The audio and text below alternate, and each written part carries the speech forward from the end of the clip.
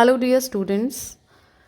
आज हम राजस्थान के भूआकृतिक प्रदेशों में दक्षिण पूर्वी पठारी प्रदेश को डिस्कस करेंगे। देखिए, राजस्थान का जब हमने भूआकृतिक प्रदेश डिस्कस किए थे तो हमने जाना था कि राजस्थान को मुख्य रूप से 4 भूआकृतिक प्रदेशों में विभक्त किया गया है। पहला तो था पश्चिमी मरुस्थलीय भाग या थार का मरुस्थल, दूसरा अरावली पर्वतीय प्रदेश, तीसरा पूर्वी जो मैदानी भाग है वो, और चौथा जो है वो दक्षिण पूर्वी पठारी प्रदेश है। इससे पहले वाले वीडियोस में हम उन तीनों भूआकृतिक प्रदेशों को डिस्कस कर चुके हैं और आज हम हमारा ये टॉपिक है का लास्ट जो पॉइंट है दक्षिण पूर्वी पठारी प्रदेश, उसको डिस्कस करेंगे। तो सबसे पहले हम दक्षिण पूर्वी पठारी प्रदेश की मैप के अंदर जो लोकेशन है राजस्थान के मैप के अंदर वो देख लेते हैं। देखिए, ये जो पिंक कलर का जो भाग आपको देखने को मिल रहा है ये दक्षिण पूर्वी पठारी प्रदेश का भाग है, यानी दक्षिण पूर्वी पठारी प्रदेश जो है राजस्थान के इस भाग में विस्तृत है। अब सबसे पहले हम देखते हैं कौन कौन से जिले हैं जहां पर दक्षिण पूर्वी पठारी प्रदेश का विस्तार पाया जाता है। तो देखिए, दक्षिण पूर्वी पठारी प्रदेश का विस्तार राजस्थान राज्य के 7 जिलों में पाया जाता है और वो 7 जिले हैं कोटा, बूंदी, झालावाड़, बारां, बांसवाड़ा, चित्तौड़गढ़ और भीलवाड़ा के कुछ क्षेत्र। ये 7 जिले हैं जहां पर इस दक्षिण पूर्वी पठारी प्रदेश का विस्तार पाया जाता है। तो ये क्लियर हो गया। अब हम बात करते हैं दक्षिण पूर्वी पठारी प्रदेश की विशेषताओं की। तो देखिए, ये पठारी प्रदेश जो है मालवा के पठार का ही भाग है और चंबल नदी के सहारे राज्य के दक्षिण पूर्वी भाग में विस्तृत है। हम क्षेत्रफल की यदि बात करें तो राज्य के कुल क्षेत्रफल का 7% भाग दक्षिण पूर्वी पठारी प्रदेश का भाग है और राज्य की कुल जनसंख्या का 11% जो जनसंख्या है, 11% पॉपुलेशन इस दक्षिण पूर्वी पठारी प्रदेश में निवास करती है। तो क्लियर हो गया, दक्षिण पूर्वी पठारी प्रदेश का 7% क्षेत्रफल है जो कि राज्य के कुल क्षेत्रफल का 7% भाग है। ओके, और राज्य की कुल जनसंख्या की 11% जनसंख्या जो है वो दक्षिण पूर्वी पठारी प्रदेश में निवास करती है। फिर इस पठारी प्रदेश को हाड़ौती का पठार और लावा का पठार भी कहते हैं और ये आगे जाकर मालवा के पठार से मिल जाता है। इस भूभाग की पूर्वी, दक्षिणी एवं दक्षिण पश्चिमी सीमा मध्य प्रदेश से लगती है। इस प्रदेश में लावा मिश्रित शैलें और विंध्यन शैलों का विस्तार और मिश्रण हमें देखने को मिलता है, यानी दोनों प्रकार की चट्टानें मिश्रित रूप से हमें इस दक्षिण पूर्वी पठारी प्रदेश में मिलती हैं। और वो दोनों प्रकार की चट्टानें कौन सी हैं? लावा मिश्रित शैलें और विंध्यन शैलों का मिश्रण हमें देखने को मिलता है। अब हम बात करते हैं इस क्षेत्र में जो होने वाली वर्षा की। तो देखिए, जब हम वर्षा की बात करें तो दक्षिण पूर्वी पठारी प्रदेश में 80 सेंटीमीटर से 120 सेंटीमीटर के मध्य वार्षिक वर्षा पाई जाती है। राज्य का सर्वाधिक वार्षिक वर्षा वाला क्षेत्र है ये, यानी 80 से 120 सेंटीमीटर्स के बीच एवरेज रेनफॉल यहाँ पे पाई जाती है और सबसे ज़्यादा वर्षा यहाँ मिलती है। मिट्टी की हम बात करें तो यहाँ पर मुख्य रूप से काली उपजाऊ मिट्टी पाई जाती है जिसका निर्माण प्रारंभिक ज्वालामुखी चट्टानों से हुआ। इसके अलावा इस क्षेत्र के कुछ भागों में लाल और कच्छारी मिट्टी भी पाई जाती है और कहीं कहीं पर जो धरातल है वो पथरीला और चट्टानी भी है। फिर हम बात करते हैं देखिए जलवायु की। तो क्योंकि यहाँ पे एवरेज एनुअल रेनफॉल जो है, औसत वार्षिक वर्षा बहुत अच्छी होती है, तो इस प्रदेश की जो जलवायु है वो अति आर्द्र प्रकार की जलवायु है। अब हम बात करते हैं दक्षिण पूर्वी पठारी प्रदेश के अक्षांश व देशांतरीय विस्तार की। देखिए, दक्षिण पूर्वी पठारी प्रदेश के अक्षांशीय विस्तार की हम बात करें तो इस प्रदेश का ये जो प्रदेश है ये 23 डिग्री 51 मिनट से लेकर 25 डिग्री 20 मिनट उत्तरी अक्षांशों के मध्य है।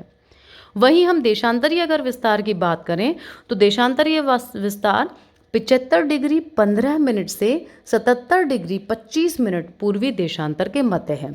आपको ये चीज़ ध्यान रखनी है, दक्षिण पूर्वी पठारी प्रदेश का अक्षांशीय विस्तार 23 डिग्री 51 मिनट उत्तर से लेकर 25 डिग्री 20 मिनट उत्तरी अक्षांश के मध्य, और वहीं जो देशांतरीय विस्तार है वो 75 डिग्री 15 मिनट से लेकर 77 डिग्री 25 मिनट पूर्वी देशांतर के मध्य है। अब हम बात करते हैं इसकी औसत ऊंचाई की।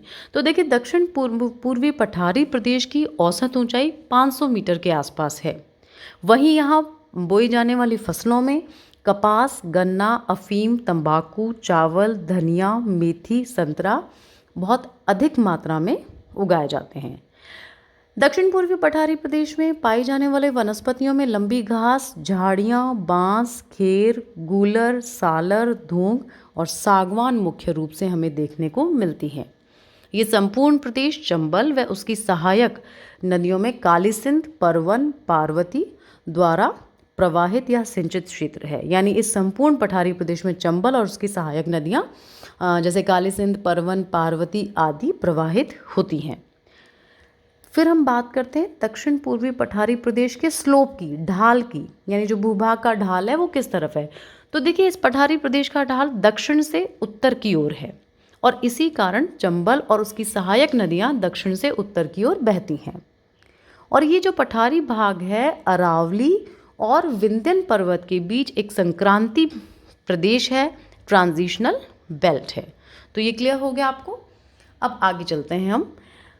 दक्षिण पूर्वी पठारी प्रदेश को भू-आकृतिक विभिन्नताओं के आधार पर दो विभागों में बांटा गया है और ये दो विभाग हैं विंध्यन कगार भूमि और दूसरा है दक्कन लावा पठार।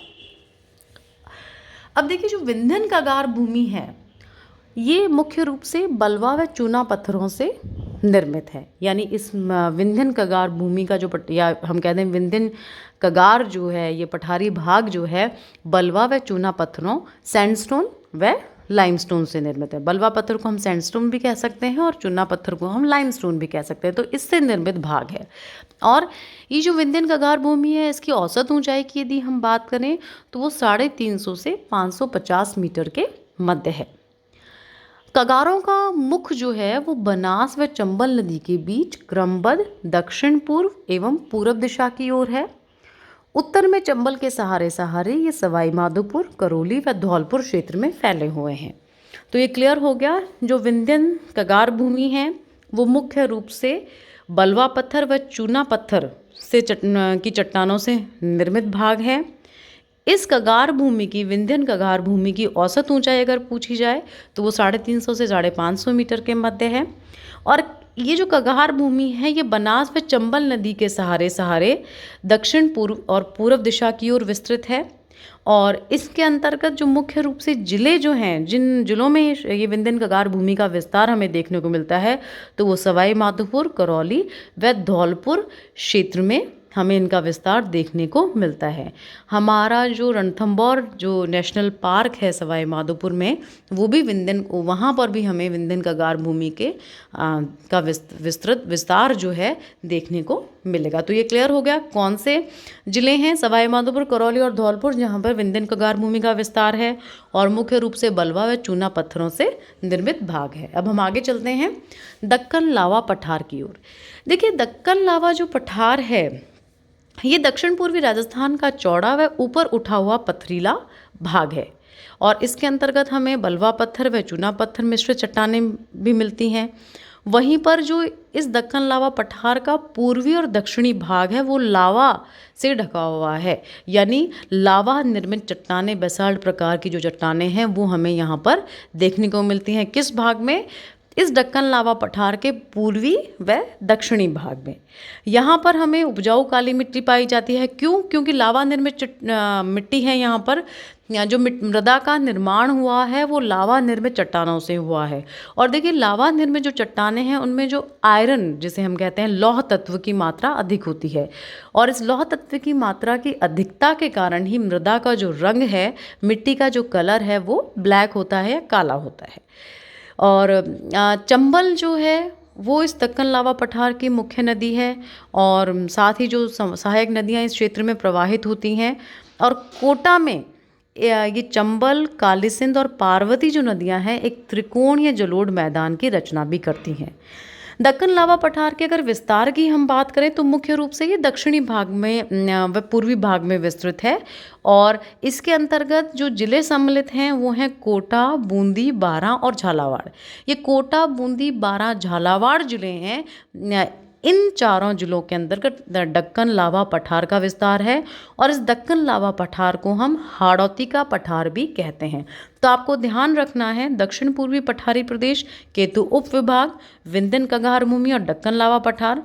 विंध्यन कगार भूमि का जो अगर विस्तार मैंने बताया था आपको सवाई माधोपुर, करौली व धौलपुर क्षेत्र में है, वहीं दक्कन लावा पठार को हम हाड़ौती का पठार भी कहते हैं और दक्कन लावा पठार का जो विस्तार है हमें मुख्य रूप से कोटा, बूंदी, बारां और झालावाड़ जिलों में मिलता है। तो मैं आशा करती हूँ आपको इस क्लियर हो गया होगा और इसके साथ ही हमारा ये जो राजस्थान के भूआकृतिक प्रदेशों का टॉपिक है वो कंप्लीट होता है और आपको असाइनमेंट हमारे ग्रुप में शेयर कर दिए जाएंगे। इसको आप ध्यान से याद करने का प्रयास कीजिएगा।